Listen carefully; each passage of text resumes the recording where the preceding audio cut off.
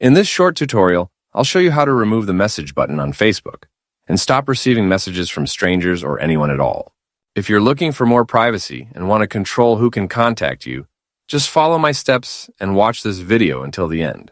The very first thing that we'll do is to open our Messenger app and then head over to the settings page. And we can do that by simply tapping on the 3 horizontal lines at the top left corner of our screen. Then tap on this little settings icon right here. And we're now on the settings page. Our job is to click on this privacy and safety option.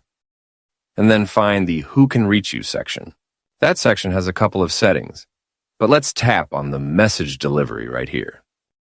You can now customize these messenger settings and select who can send you a message and who can't. You can customize this so that only people with your phone number can send you a message on Messenger, or you can disable them from sending you messages as well. We have this Friends of Friends on Facebook, and you can stop them from sending you messages by simply selecting the Don't Receive Requests option right here. We also have the ability to stop people from your Facebook groups to send you messages, and also others on Messenger or on Facebook. But that's essentially how you can remove the message button from your profile. And you can customize this to your preferences.